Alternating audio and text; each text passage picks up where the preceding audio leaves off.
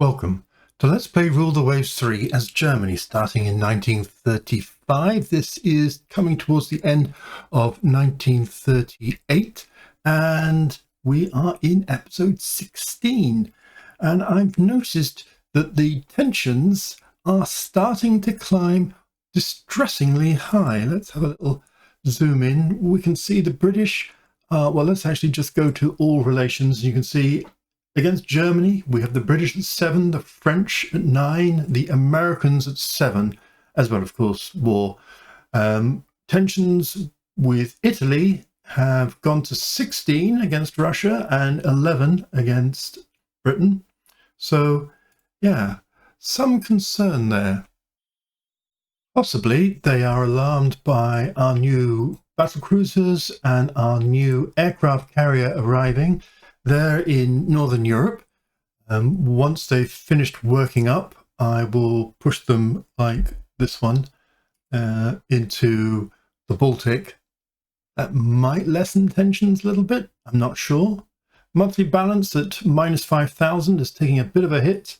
We have the Scharnhorst coming in to service next month. So that will help that a little bit. And then the Rune 3 months after that. Let's go to December and see if there's any actual action in the final month of this year. Bearing in mind that the Russians do have a couple of new heavy cruisers. Admittedly, one of them had to go into dockyard hands when a U-boat torpedoed it. So, a cruiser action? Nope. Battleship engagement? Go on. No. A raid on shipping? Nope. Okay. The latest army offensive has been a complete success, breaking through the front in places. 1,500 victory points. Well, and I didn't even help them. That's very nice. And that is kind of as much as you get from a land campaign. So that's very nice to see. I'm just going to go to the map in a moment. Oh, we finished our coastal turret in Greece, so I want to have a look at that as well. And a new submarine. Breakthrough in advanced anti-aircraft director, so improving both our heavy and medium anti-air effectiveness. Nice. I'm going to say no to all of the air bases. We're still fighting valiantly, of course. Submarine has sunk a Soviet destroyer, and we've sunk our oldest U-boat, and we've sunk one of theirs, and they've sunk a corvette. So nothing very much. Their submarines seem to be increasing a little bit more than ours, which is a shame. So we have a Captain Sulci Otto from the 1st Light Cruiser Division, who's above average, has been promoted to a Rear Admiral and has been put in command of the aircraft carrier, which is lovely. An average chap is being placed in the 5th Destroyer Division, the new destroyers that have just entered service, not the very latest design, which we're just building. I've put them into the 5th Destroyer Division, and I've made them into screens for the aircraft carriers. So that's all good. We're still also building 2 coastal submarines, which will hopefully soon start to build up our numbers. Chap's showing himself to be below average ability. Probably just going to have a quick look at our officers. Prestige is 22. These lack of battles has really hampered my ability to push up prestige as much as I would like. Still no problems with fleet morale or with unrest. So let's have a little look at the division editor. So all of our captains are average or above average. There isn't one here because he's been promoted to Rear Admiral. Well done. So I'll assign hum. So all of our averages are occupied. We have 2 below averages, which I'm not really enjoying. and a whole mass of unknowns. So the one who recently became below average, he is not in command of anything. So that's kind of good to know. Okay, so that's all fine. I wanted to go to the map, zoom in. That's what I wanted to see. So Greece had a defense of 3. And it still has a defense with 3. Well, that doesn't speak well for investing in a whopping great big coastal battery. A bit disappointing, that. Perhaps it's not in service yet or something, but yeah, it's there. Costing a fair bit. At least our monthly balance has gone down to a tiny minus now with that 12-inch turret built, so that's great. Also on the map, I wanted to have a look. Having moved our second battlecruiser, I'll move the third one when it's finished working up, along with the carrier, just to see what the blockade strength is. So our own blockade strength is 66, and the enemy blockade strength is 64. So with the carrier and the new battlecruiser, and certainly with the 2 new heavy cruisers, that probably will tip the scales into blockading the Soviet Union. I do notice that they've got 5 battleships, so one of their battleships is in dry dock. They seem to have both of their heavy cruisers. Obviously, the reports of hitting a cruiser with a torpedo could have been wrong, could have been a battleship. Just looking, actually, with my intelligence, I don't know when, but is actually now high after a lot of effort around that. So yes, would love the tensions with the others to decrease. Let's have a little look at the year end. Let's just switch screens. Right, so lots of design work, lots of new builds, couple of battles, as you saw. One successful, but a bit embarrassing. One with a loss of light cruiser, which was a bit painful. The news actually is exactly the same as last year. Russia declining multiple battles, denying us VPs, denying us prestige, and the risk of a greater war is getting worse. If we skip actually to the tensions, where before it was 7, 7, and 6, we now have 7, 9, and 7. So not great. The budget is clearly maxed, so there's been no change in that. The funds to hand have taken a bit of a hit as we've pushed through quite an aggressive construction program. The construction is at the same level, and amazingly, the techs have only increased by 1 over the course of an entire year. I have never, ever seen it that low. So yeah, that's 1938 for you. Let's zoom back in. And let's push forward into 1939 and the exciting opportunities that will present. So a coastal raid, declined. A battleship engagement, declined. You live in hope. And we've commissioned another U-boat, and the Scharnhorst has arrived, so that's going to put our funds into plus. And here is a new research breakthrough. Hopefully in 39 we'll get quite a few. Being held back there. 18-inch guns, quality 0. Now, you'll mainly, I would have hoped, have seen my recent video on how to choose between the merits of the relative guns. I might just redo the table to see if an 18-inch gun quality 0, how that fares on a 45,000-ton hull. I'm thinking not very well, but I'll do the maths later and see what that's like. I can't say I'm a huge fan of the super large guns. Yeah, well done, France and Spain. They've sunk one of our U-boats. We've sunk one of their corvettes. They've lost a destroyer to a mine, which is great. We're still slightly imbalanced in our submarine fleet. And the news, so a below average chap's being promoted to the 1st cruiser division, which is sad. the Russians have been laying down corvettes. Obviously, we have no idea how big they are, but they've been doing a lot of that. And they've been commissioning a lot. They possibly are suffering. And actually, that may be, I'll go and have a little look at their corvette numbers. That may be why we're struggling with our submarines. So if we go to the almanac, have a look at the, well, actually just down here, they have 35 in service. And if we have a look at the ships and go down, we can see, well, there's a lot of 300 tonners, 200 tonners. Yeah, so they're mainly war emergency stuff. Oh, okay. That's fair enough. Let's have a look at our fleets. So the Reichsgraf is still working up and the Graf Zeppelin is still working up. So I will keep them in Northern Europe.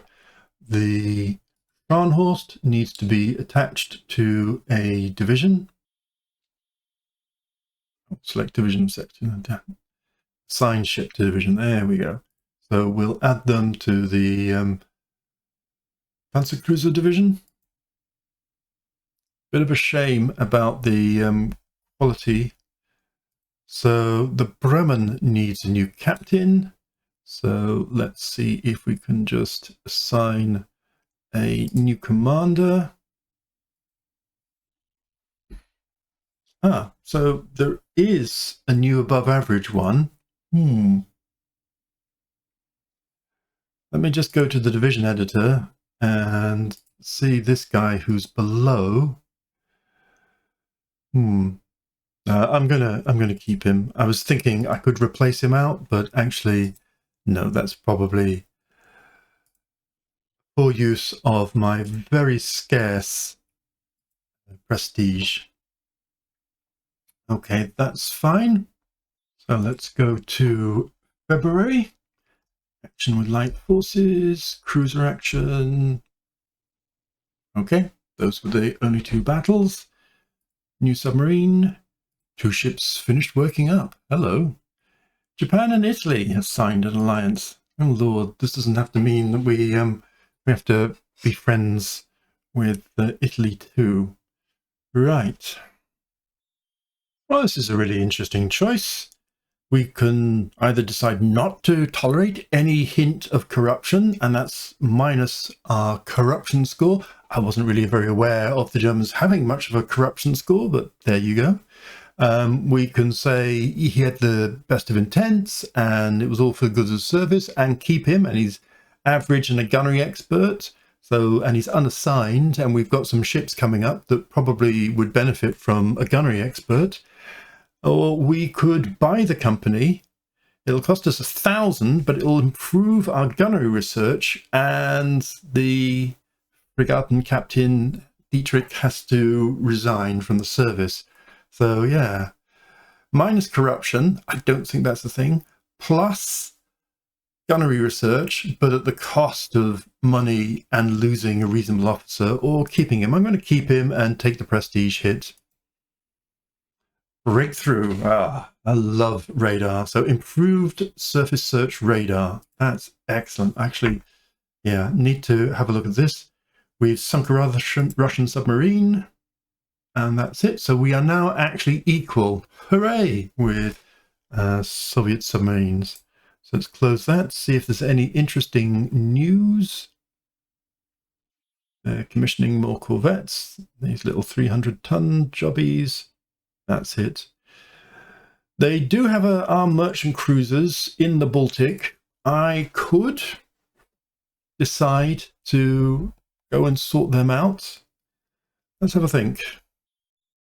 Okay, so I've decided to take the Prinz Eugen, one of the Lutzow classes, which is, 8 times 8-inch guns, not super thrilled about, out of the Panzercruiser division, because Rune is arriving next month, and I'm going to set that in the Baltic onto trade protection in order to see if we can deal with some of these armed merchant cruisers that are mucking about.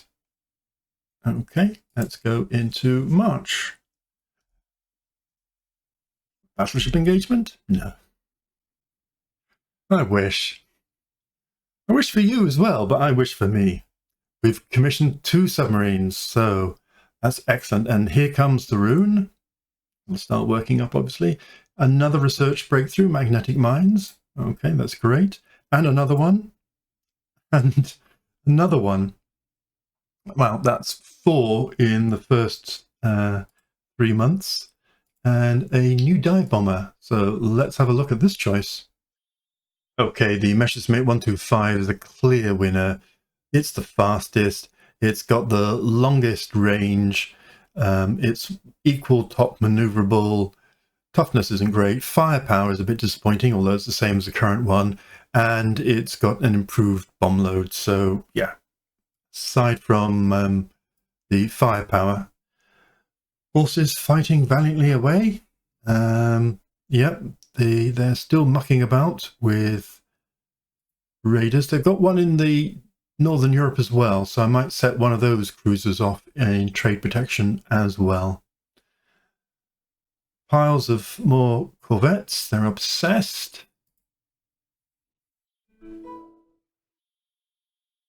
Bit of commissioning, but nothing very much. So that will be that.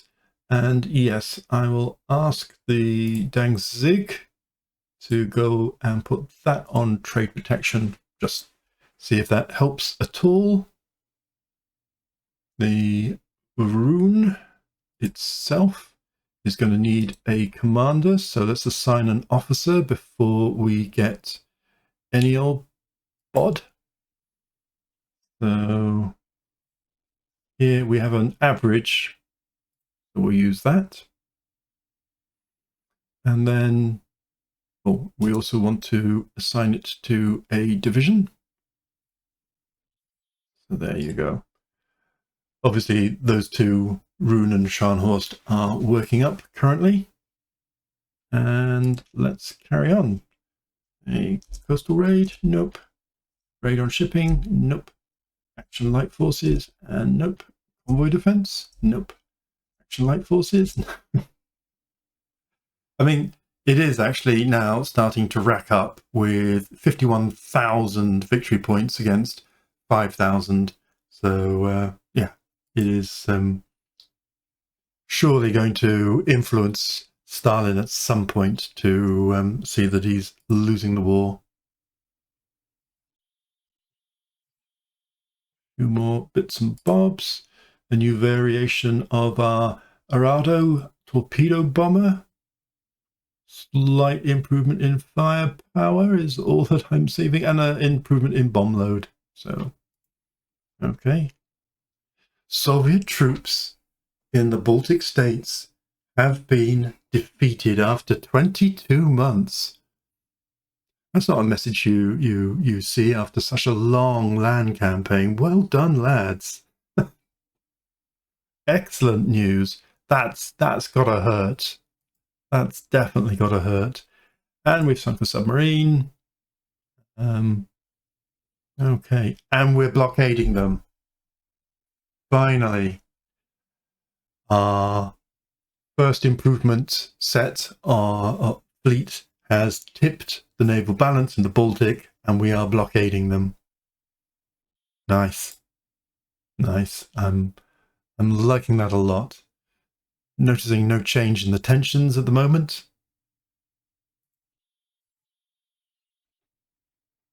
Yep. Okay. Woo! Now, I've done the analysis before. Italy actually does bring more to the party, but will Italy drag in Britain and France is the question. Okie dokie, let's look at all relations. So Italy is at 10 with the United Kingdom, 8 with France, allied with Japan. So at least we're not allied with them. Oh God, we are allied with them. You see, we're allied with them. Nobody asked me. Call me leader. God, Right. Wonderful. I called this episode Nail-Biting Tensions. It certainly looks like it's going that way. So just having a quick look at the map, and it seems that your defense value is per the number of batteries. So 6 batteries gives 3 ships on station. That means a whole fleet there, an extra 3, 120 aircraft, 3. Whereas if I go to Eastern Germany, our coastal batteries are offering only 2. So it doesn't matter the caliber.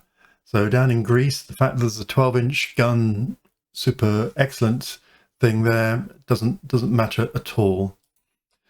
Let's have a look at the blockade strength. We are 89 and the Soviet Union is 83. So that is enough because the Soviet Union has a negative modifier because it's so easy to blockade. If we go down to Mediterranean, we have 1 light cruiser. The British have 273 worth of ships. Whereas Italy apparently has 25. That doesn't seem right. Italy has 5 battleships. Britain has 9. Okay. And in Northern Europe, Britain has 5 battleships. Okay. And the French have a couple. I wonder where the rest of the French fleet are. Soviet Union ships, 2 destroyers. That's odd. I wonder what happened to their light cruiser. Perhaps it's got, I don't know, condenser trouble or something like that. Okay, let's hit May. Oh, hello. Hello. We're going to have a cruiser action. Well, yes, I think I will call the episode here. Let's just do that. And then, yes, we're going to attack the ships in general. And then let's go to that. And, ooh, well, I mean, you know, this... Oh, no, wow, okay. Looky here, guys. You've been patient, and your patience has been rewarded. I'm not seeing the carrier. Let's just go to the order of battle. So the line ships are there. The heavy cruisers are there. The light cruisers, first and second, are off scouting. And then there's a weird independent German destroyer division. Perhaps I've got a destroyer not attached to a division. And then, or actually, no, it's probably just a on trade protection. And 1, 2, 3, 4 destroyer divisions. I have no idea what the Soviet Union is going to put up against this lot. Let's just check the time. It's a bit late in the day. It's just coming up to 6 o'clock Zulu, which ironically is just coming up to 6 o'clock Zulu in England as I speak. It's going to give us 2 hours and 50 minutes. 3 hours is a bit tight, but if it's not going to be a major air battle, then hopefully the Soviet Union are just off there and we can start fighting straight away. So yes, finally something. I mean, it may be another execution battle or it may be a serious combat. We may be up against the Soviet battle line. Wouldn't that be awesome? So please join me for the next episode. Thanks very much for watching and look after yourselves.